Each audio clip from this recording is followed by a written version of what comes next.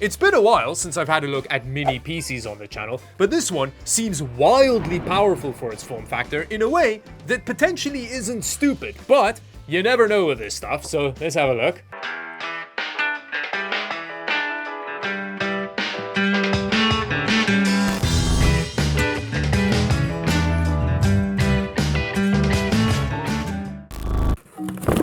Ooh, that is a smaller box than I was expecting, considering the specs of the little system we have here. Now, judging by the box, the system's called the Phoenix 7 key, I guess, which I bought off Amazon because it's got some wild specs in it, which it brags about on the back of the box. It's got a Ryzen 7 7840HS in it, a laptop APU with a thick iGPU in it. One of the main reasons I bought the system, actually. It also has 32 gigs of RAM in it, implying it's in a configuration that means we won't have to ritualistically flail this system, and hopefully it's upgradable, but we'll find that out soon enough. And finally, it's also got a terabyte of storage as standard.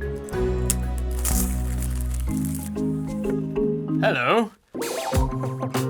Ooh, it's hefty but cute. Accessory-wise, it comes with an appley looking power brick that's almost the same size as the mini PC, and it's got a magnetic looking connector that should just snap into place on the little PC. That looks interesting. 5.26 amps, that's not insignificant. This is a little VESA mount adapter, so you can mount it behind a monitor. I like that. It also comes with the shortest HDMI cable I've ever seen. I guess that's for the back monitor mounting. And finally, it also comes with a longer HDMI cable. You're really spoiled for choice. Ooh, that feels like dangling on the edge with this little PC. Not only do you get quite a powerful system, you also get an adrenaline rush with it. Oh, but it's not one pull to open. Ugh, that's a bit of a letdown, I guess.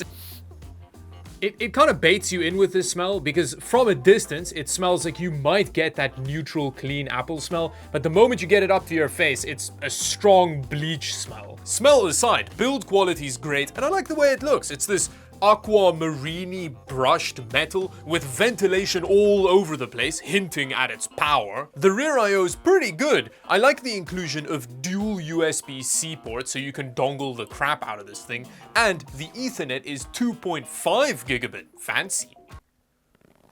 Oh, that's interesting. So that magnetic connector slots into the base of the device, so it's flush with the bottom. That's pretty cool. And finally, on the front, we've got a clear CMOS pokey-in little hole. It's nice that you can do that physically on the device. Aside from that, some more ports and a power button. Little bit of a lame power button. So with that very brief first look, let's hook up the little system and see what it's made of before we open it up and poke around its guts a little bit. Ooh. It doesn't fit super well, but it does clip in very satisfyingly. And after our quick internetless Windows setup, I was surprised at what I found. Whoa, that is an unspoiled Windows install if I've ever seen one. Look at that, there's like nothing on it. Whoa. So we've got an 8-core 16-thread CPU with quite a high base speed. Apparently it boosts up to 5 gigahertz, but we'll see what happens in gameplay tests. That is the same iGPU that's in the new 8700G, which is, I guess, basically just the desktop variant of this chip. Dual channel, very good. I'm curious to see if that's upgradable. We'll open it up later in the video and check all of that stuff. With that, I installed some fresh drivers for the iGPU and was ready to do some gaming. Now, with a system like this, of course, we have to start with GTA 5, and this time, I don't think it's that brave starting at 1080p, considering that we've got some RDNA 3 action in here. Whoa, over 100 frames per second at 1080p with our little iGPU. It is at low settings, but still, that normally crushes the iGPUs I look at on this channel. And do you know how you can tell that this isn't a Celeron? The CPU isn't also at 100%. Oh damn, yeah, this is a lot of frame rate happening for a PC the size of a thumbnail. I then turned the settings up to something a little less PS3. Oh damn, we didn't even lose that much frame rate. We're hovering between 80 and 90 frames per second with everything on high, which I guess on GTA 5 counts as medium. Either way, the game looks pretty good. It is quite an old game though, so let's try something a little newer and see how it fares with that. Next is CSGO 2, which is quite a bit less forgiving of loser potato systems than its predecessor. So I'm curious to see how the mini PC handles it at native 1080p low. Oh damn, this is running like its life's in danger. I genuinely wasn't expecting this frame rate from it. You could easily play online using this and it won't hold you back too much. If you have a 500Hz monitor, this isn't gonna do it for you, but you're not going to be playing CSGO 2 on a 500Hz monitor with us. Although, maybe we do have the option for that. Let us do some fidelity effects. So I'm going to go straight down to quality. Now, considering how much CPU headroom we have, that did not make as big a difference as I was expecting. It did do a bit. I mean, we gained about 20 frames per second, but considering all the extra fuzziness we got, that's definitely not worth it. What happens when we try performance? Okay, we are now dangerously close to Vaseline in the eyes, but it's worth it considering the 0 frame rate improvement in performance. My final experiment was setting the game at 1440p, but with quality FSR. Wow, that looks a lot better. Because we're technically running at the native resolution of the display, I guess, depending on what your outlook on life is, the visuals are a lot better. And the frame rate is a bit lower, but it doesn't feel super different. And now that it's been running for a while, the thermals are pretty good. The iGPU's at a decent temperature. I didn't have an option for a CPU temperature monitor, but they're the same thing, so I'm guessing it's relatively similar.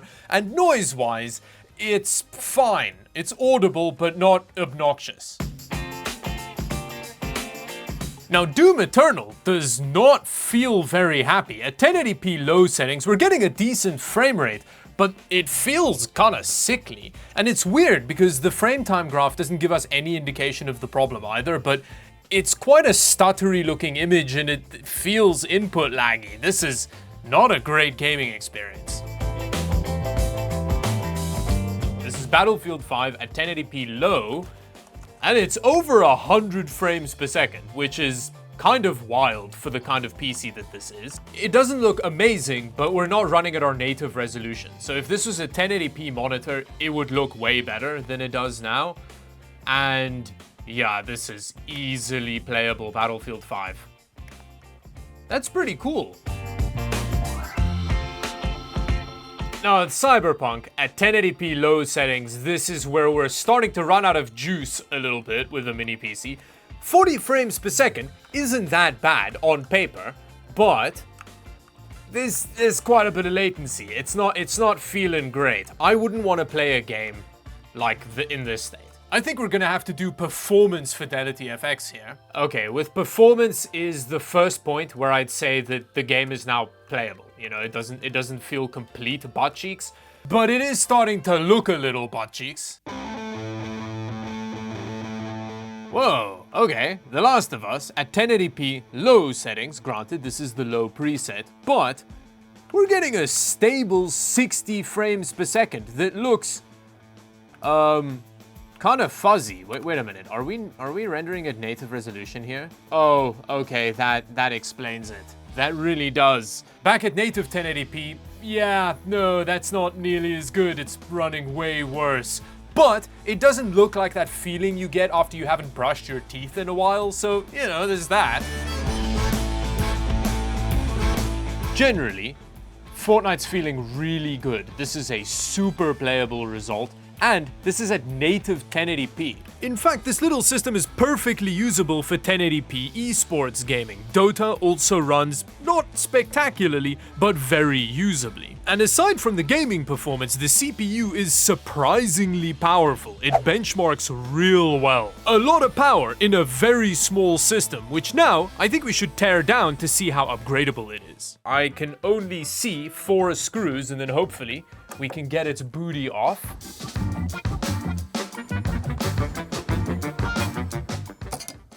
Oh, that's what that's for. I thought this little tab was for like a CMOS battery or something, but it's to lift the bottom off. That's a really cool touch. That, again, looks remarkably like the interior of an Apple device. We've got the black mostly plastic covering. There's the fan over here, which is easily accessible. And we also have an M.2 slot here that we can use to upgrade it a bit later. But it does seem like we can still take it apart further. So that kind of covers the little PCB. Undo some more screws and see how this goes. It took about 5 extra screws to get another step deeper into the mini PC. Okay, that cover just kind of pops off. There's a little cable that attaches like the fan and stuff in here.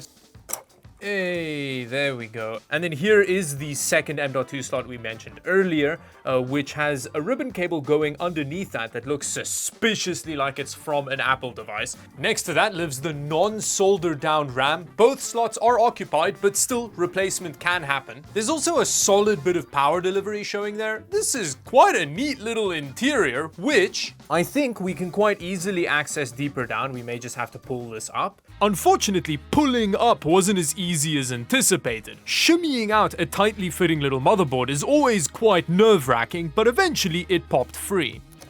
Oh, there we go.